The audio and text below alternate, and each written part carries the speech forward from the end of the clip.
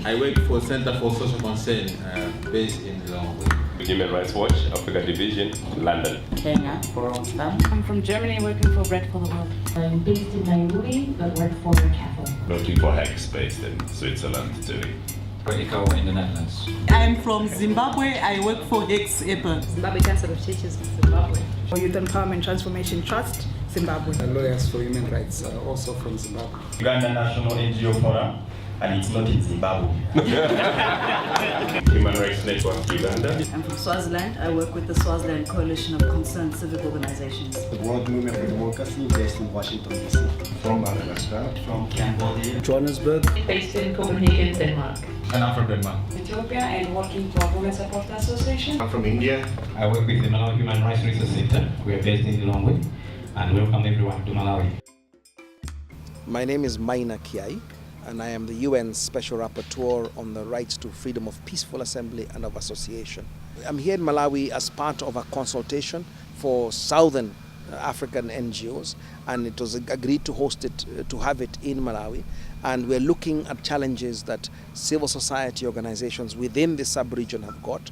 I'm here to learn about the challenges, the issues, the successes even that are going on, and so that also that people from this part of the world can influence me in the work that I do. We work on human rights, and when you work on human rights, there are many possibilities that you can face challenges, you can face restrictions, you can face threats.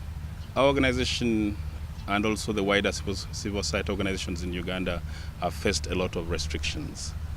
And notably, the nature of our work involves unearthing human rights violations that have been committed by government. And we have seen a trend in the country whereby government is very uncomfortable with the work of civil society in terms of unearthing the ills that are happening within government. Restrictions and threats are part of our work because we work with local communities, we mobilize local communities around issues. At times you deal with electoral issues, and because of that we are always confronted with issues from the police. We have had a number of threats as an organization.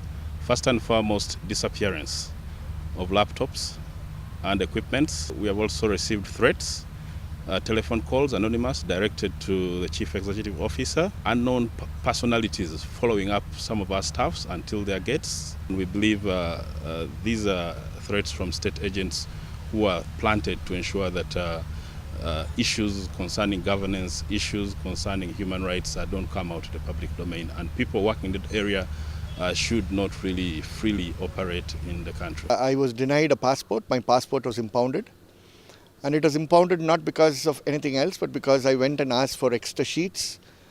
And impounded because I have a criminal case pending against me for the last 8 years, registered against me and 15 other colleagues for challenging a policeman who was known to be somebody who had committed several cases of torture and extrajudicial killings. Because we're a network of youth organizations and we have a presence nationwide in the country, at some point the government felt that we are a threat to them, and we got suspended in 2009.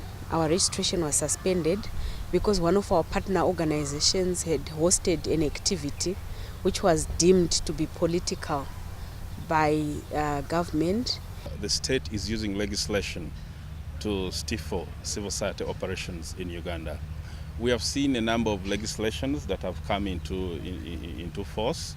We have seen the NGO Amendment Act, which stifles operations of civil society, and the regulations, and specifically it tries to prevent you to get in contact with the communities.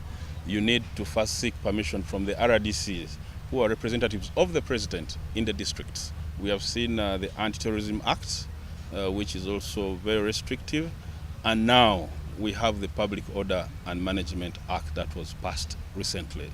You need to notify the Inspector General of Government 2 weeks in advance of your engagement, and the people you're going to engage with. You have to state the number and who are they and the issues you're going to discuss. And they might deny or accept. It creates individual liability on the organizers. In case you organize a rally and anything happens, then you're individually responsible for everything there. You shouldn't discuss anything negative or anything or any failures of government. So this is a very big challenge. You see, you shouldn't discuss any failures of government. So is that good for a democratic state? It's not good. Our registration under the Foreign Contribution Regulation Act of 2010, which is an amended legislation, we have lost our registration, which means our registration goes, our bank accounts are frozen. It is the third suspension that I have in a row. A suspension is a period of 180 days of suspension, and mine is the third suspension in a row. I cannot confidently say that there is enabling environment or good space for civil society participation, as there are different restrictions on thematic areas engagement due to the current and the new CSO legislation for Ethiopian civil societies. The legislation requires the re-registration of civil society organization, and there is two categories for re-registration, and those who want to re-register as Ethiopian charities, they are allowed to work on right-based issues, but they are not allowed to raise their funds more than 10% from foreign source. They are expected to raise 19% from the local communities, but this is, I can say it is impossible. We have seen that our leaders in Africa learn from each other and they borrow bad habits from each other, and we don't say anything when that's happening. So for example, right now, as I said, Kenya is considering passing a bill that would essentially kill off NGOs. We are feeling threatened with the bill that is in place, the PBO Amendment Bill 2013, and that is threatening our existence because it is stating that as CSOs we will not receive more than 15% of our funding from foreign donors. And as an organization, we depend entirely on foreign donation. So should this go through, we feel threatened that this will reduce our space for operation and might bring our operations to a standstill. That is the threat that we are facing right now.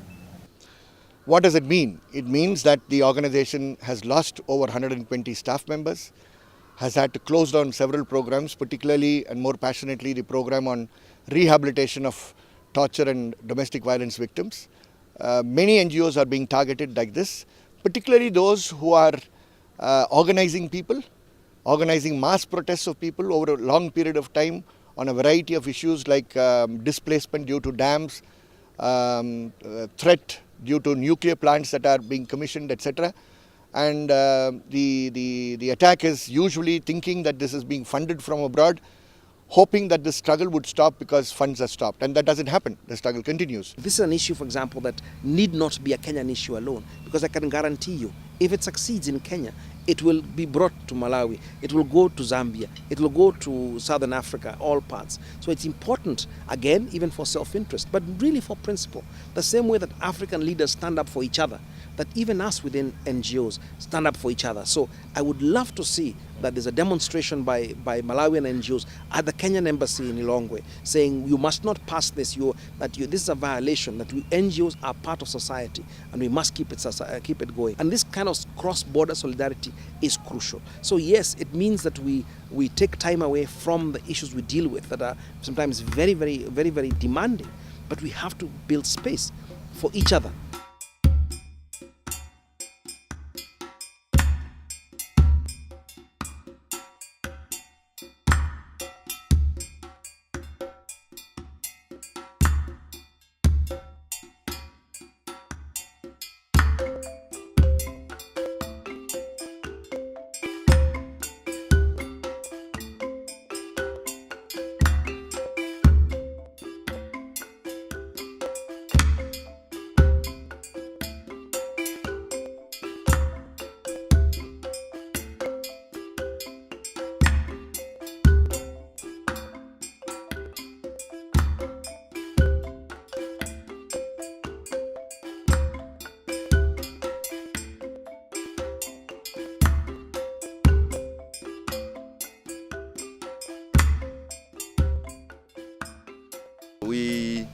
have seen in the past 3-4 years civil society space shrinking, and as one of the leaders, we didn't just sit down and watch.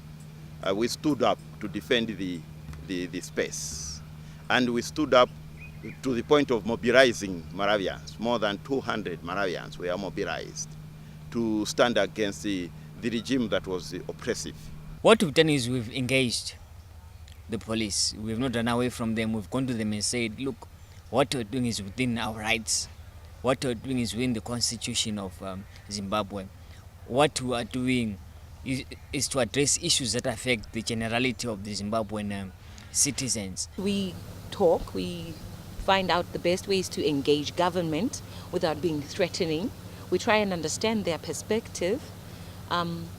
We allow them to hear us out. We invite them to our spaces. We try to lobby the government through different network organizations, and the network organizations have the capacity to create space and conduct dialogue between the government and the civil society. So they are trying to lobby the government for the improvement of these laws, and we hope in the future there will be some improvements.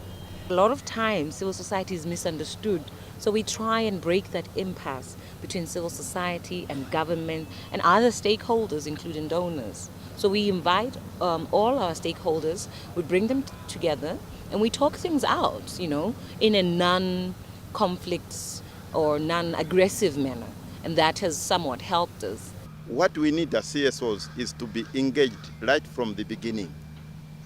We are not here to be just consulted, because we are partners in development. We complement the government on developmental issues. So we should be there as they are crafting and designing programs. We are all human beings. Government can make a mistake. CSOs can make a mistake. There is need for us to enter into dialogue, to enrich each other without necessarily being constricted. So the government should allow us to criticize them. They should also criticize us. And in that way, we will be able to develop a wider space, a democratic space, in the true sense of democracy. It becomes very difficult when you're engaging somebody and tomorrow that person is in the media saying that we shall deregister you.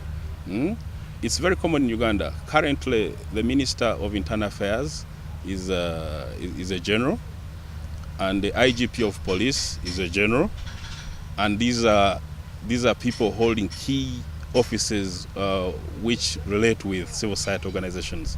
And currently there's been a campaign around the oil areas in Alberta and Gravin, whereby the minister himself categorically was saying that we shall deregister any civil society jeopardizing oil exploration in the region. You see? So where you receive such comments from the minister, do you expect any tangible result in terms of dialogue? We are seeing in Canada, we are seeing the government beginning to squeeze environmental groups and also First Nations. We are seeing in Britain that in groups that are protesting capitalism are being labeled radical extremists. So you're seeing across the world a shrinking of space. So it's not just in Africa or Asia. There's actually a shrinking of space. And I think that makes me feel very sad, for one, and makes me feel sometimes that maybe I'm failing. But it's precisely because of the trends of shrinking space that my mandate was created by the United Nations. There's so much at stake. The civil society space is shrinking. Not so much maybe in Malawi, but it is in all our neighboring countries. And it's a concern. And I think it's important that we be proactive and not just reactive when new legislation, new restrictions is introduced. So I think this is an eye-opener that we should definitely use and make sure that we are better prepared. The international community fell asleep when Ethiopia shrank the space so dramatically. It fell asleep, it decided it's not going to say anything, it accepted it easily. And not only accepted, but actually rewarded Ethiopia. And now we are seeing the fruits of that begin to spread across Africa. So there is a duty on people first in the country, but also on international community, that they have a role to expand the space, and they must not sit by when these things happen and let it happen. About mobilizing people, this is one of the issues I heard maybe 10 times these days. Mobilizing people, getting to the streets or sitting at the table and talking. I think it's very relevant that we get some clarification on this issue. What do you think about it? The NGO sector itself has been extremely corporatized and is beginning to mirror itself.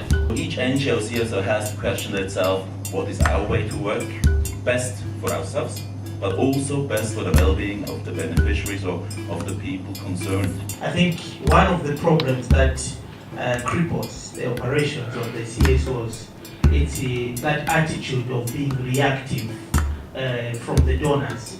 Agreeing that agenda and then going to the different actors and saying, this is what we want to do, how can you help us? It does help move the agenda forward and puts civil society in a position of agency. They have started very much Machiavelli, and whatsoever they do, they are governing the government they call democratic, but they have invested very much in the principles of Machiavelli. They want to instill a lot of fear in us, and when we don't have the stamina, we don't have the muscles, we are finished. And it took almost 2 days to bring Machiavelli into the debate, so thank you. It was a very enriching debate, and it has a lot of meaning for us across the globe. You can't just push it away saying it is an African debate. Enabling environment means protection of all human rights. Space for participation and freedom for expression. Space to civil society. Policies and laws. Protest. Freedom of speech. Civil society. Democracy. Enabling environment for me means the space to work, the space to protest, and the space to recreate our own country. We demand accountability, we demand representation, we demand good governance, we demand that the rights of everybody are maintained. We don't have to fight it on our own, we don't have to create that space on our own, but that we have to create linkages. Solidarity is what we need, and that is the call of the hour.